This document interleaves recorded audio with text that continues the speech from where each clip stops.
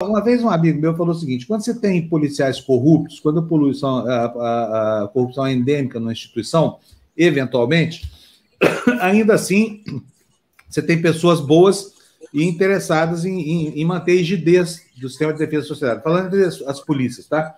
Mas ele falou, olha, quando você tem 4 policiais numa viatura e 3 são corruptos, aquele que é honesto se cala, porque senão ele é massacrado. Eu quero saber se é essa situação hoje nas polícias que você conhece. É óbvio que o Leonel é policial civil, ele é um policial antifascista, ele é o 4º elemento dessa viatura que eu estou falando aqui. Mas quero saber você qual é que é o clima exatamente. Desenha para a gente, Leonel, para a gente entender o que está acontecendo. Eu penso que a maior parte da corporação policial não é corrupta, né? Não tem vinculações com a criminalidade. Mas o fato é que essa lógica que foi trazida é real, né? É muito difícil, né, um policial ele se levantar contra uma situação quando ocorre de ilegalidade, porque existe uma situação muito complexa envolvendo até essa lógica corporativa, né? Mas eu sempre falo uma coisa, isso é interessante também, já que tocou nesse assunto. Se a gente for fazer uma enquete entre os policiais presos por corrupção ou por qualquer outro crime, fizer uma enquete política, eleitoral, por exemplo, né? Campanha eleitoral, vamos fazer quem vai votar. 90% desses policiais, para mais, talvez 95%, têm simpatias pela extrema-direita, né? Por quê? Porque a extrema-direita ela dá uma guarida, né, a esses policiais corruptos quando ela usa o discurso do laissez-faire, o discurso do bandido bom, bandido morto, o discurso de que não, o importante é matar vagabundo e combater a desordem e tal. Então, o policial corrupto ele se sente muito representado, né, pela pauta da extrema-direita. E nesse momento eu vejo da seguinte maneira o que está acontecendo. Nós temos 2 grupos de policiais que ainda seguem alinhados com Bolsonaro. Os corruptos, como eu já falei, pelos motivos que eu já falei, e o bom policial, porque ele ainda segue pensando da seguinte maneira: bom, eu estou todo dia na linha de frente, eu estou todo dia na função, né, na linha, né, muito tênue entre praticar o correto e me envolver num erro, num equívoco, né, de repente matar um inocente, enfim, tem alguma situação em que ele se coloque, porque é natural, né, quem está sempre repetindo o mesmo tipo de atividade, uma hora tende a cometer algum erro. Esse policial ele se sente respaldado por esse discurso do laissez-faire, esse discurso de que nós estamos contigo, pode fazer o que quiser. Enfim, a própria lei do pacote anticrime do Moro, quando trazia aquelas excludentes da legítima defesa, né, excludentes de licitude da legítima defesa, tentava abraçar esse tipo de policial, que é aquele policial que não é corrupto, que ele tenta fazer a atividade dele corretamente, mas que ele possa vir a se equivocar, e acontece de fato, e muitas vezes isso aí vai custar, né, meses de salário ou até mesmo uma demissão. Bom, dito isso, né, e como é que entra essa lógica fascista e bolsonarista, eu vejo da seguinte maneira: existe uma redução, uma diminuição da influência do bolsonarismo e do fascismo dentro das instituições a partir de diversas políticas que o Bolsonaro implementou ao longo do governo dele que prejudicaram os policiais, como a PEC 186, que impossibilitou reposições salariais e promoções pelos próximos 15 anos na maioria dos estados, como a PEC 32, que vem tramitando e tem como objetivo retirar a estabilidade, retirar a promoção por antiguidade das polícias, todos os servidores públicos, isso que eu estou falando, mas eu estou falando especificamente quando atinge as polícias, que é o nosso campo de hoje. E em nenhum momento ele fez alguma ressalva nas forças de segurança, demonstrando que ele não tem realmente nenhum tipo de política ou simpatia pelas forças de segurança, a não ser no discurso da truculência. E também lembrando da reforma da Previdência, em que ele não respaldou as polícias, colocou a polícia militar aos 45 do segundo tempo, após muita pressão, numa reforma um pouco mais vantajosa com o Exército, com as Forças Armadas, e excluiu totalmente as polícias civis, as polícias penais. A Polícia Federal e a Polícia Rodoviária Federal também tiveram prejuízo nessa reforma da Previdência, e isso faz com que esse apoio que ele tinha, digamos, quase hegemônico, né, e homogêneo dentro das forças de segurança, ele viesse decaindo.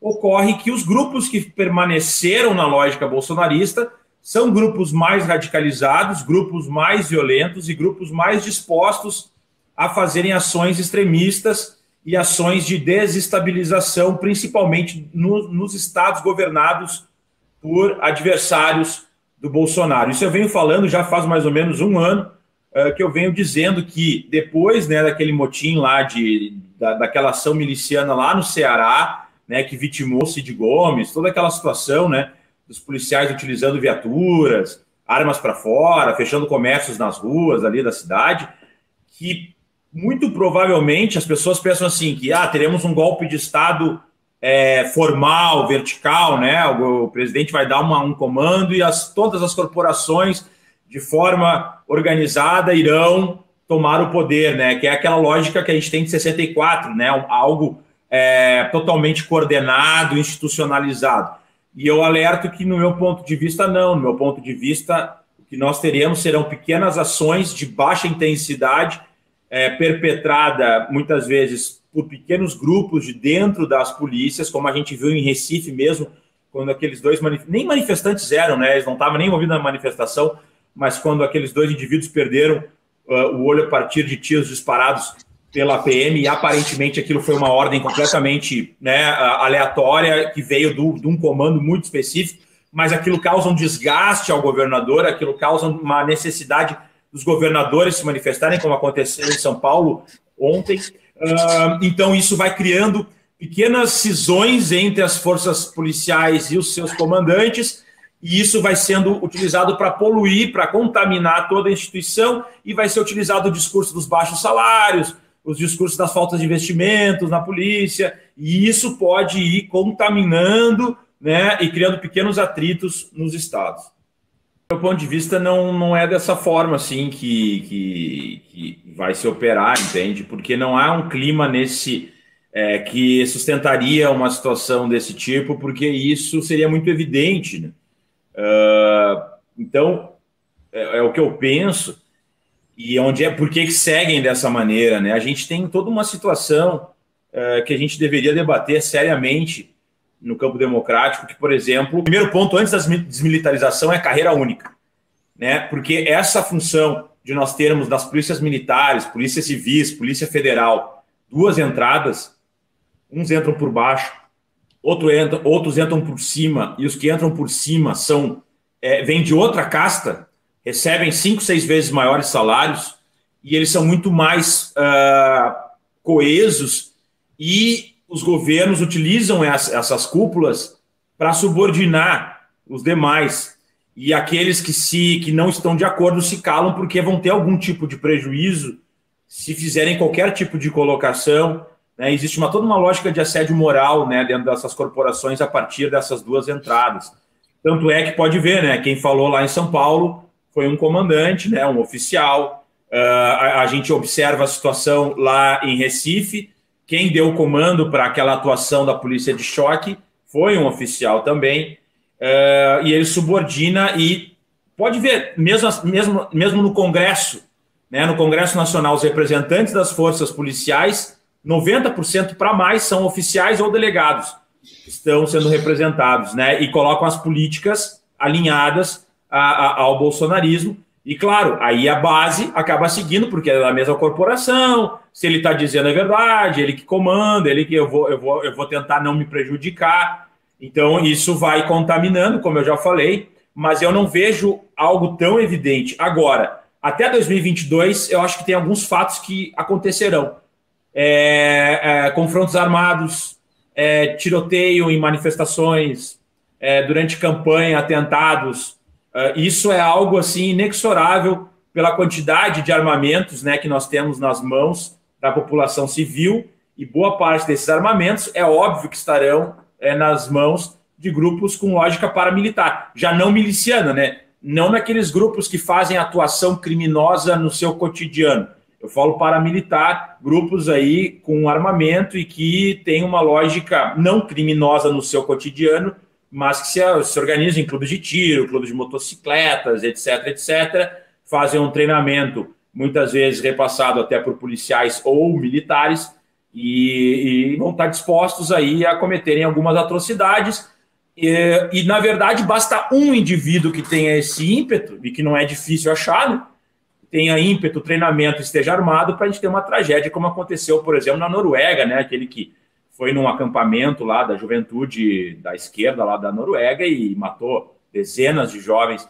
Então, eu não vejo muito como a gente conseguir frear esse acontecimento, que, no meu ponto de vista, vai acontecer. Agora, dentro das instituições policiais, é algo que a gente pode ir monitorando e ficar alerta quando essas situações acontecerem. Acho que o Dória agiu muito bem.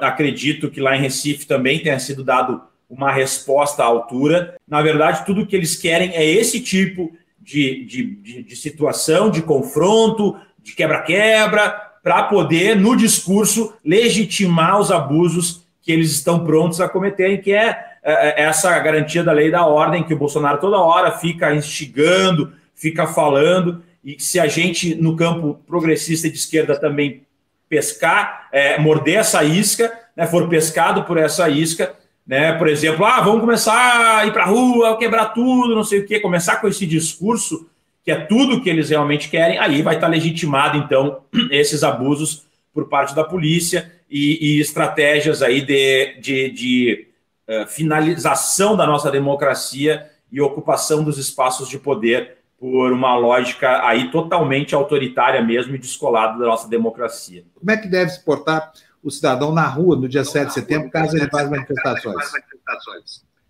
Em primeiro lugar, é não entrar em provocações e também ter uma lógica de que, claro, nós temos um debate aí que nós temos crimes sendo cometidos por esses manifestantes, né? Inclusive na Lei de Segurança Nacional, contra a Constituição, no Código Penal, enfim, eles estão cometendo vários crimes em relação a essas pautas que estão sendo levantadas.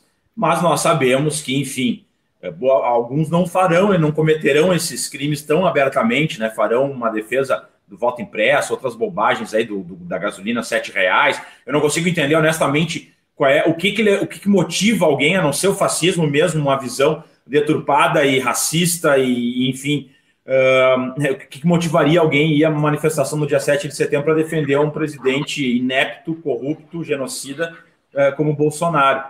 Mas eu penso o seguinte, a gente não pode entrar em provocação, não pode utilizar atos de violência. Eu acredito que a nossa estratégia nesse momento tenha que ser muito mais vinculada a estratégias de Martin Luther King e Gandhi, porque, caso contrário, a gente vai tentar equalizar forças com as corporações e com indivíduos aí que têm muito recurso para comprar armamento e fazer treinamento, e não é assim.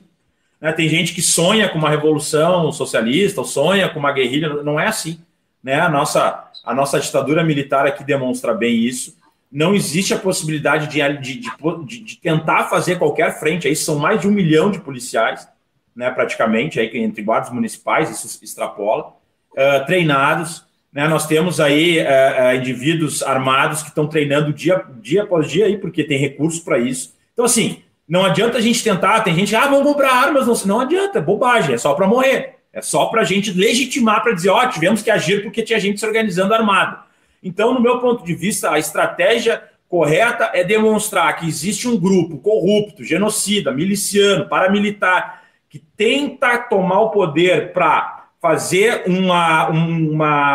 digamos assim, uma camuflagem da sua corrupção, e que eles querem tomar o poder com esse objetivo de escravizar a população do Brasil com reformas trabalhistas totalmente violentas, enfim, demonstrar que nós temos argumentos e que nós somos os defensores da democracia e que nós estamos sendo agredidos por um grupo, por uma turba violenta e criminosa. Para a gente encerrando mesmo, que eu sei que tem horário, mas, Florestan, esse vice-presidente está ganhando mais de R$100 mil a partir de um canetaço do Bolsonaro que extrapolou o teto salarial, né? E isso acontece com diversos militares. Então, a gente tem que entender, né, essas filhas solteiras, todas essas políticas de favorecimento pessoal que eles tiveram. Então, isso tem uma vinculação, com certeza. Mas muito obrigado pelo convite, uma honra conversar com vocês aí, com toda a audiência do programa. Obrigado. Leonel, muito obrigado, viu? Sua manifestação é muito importante, que a gente preza muito isso. Um abraço, até a próxima.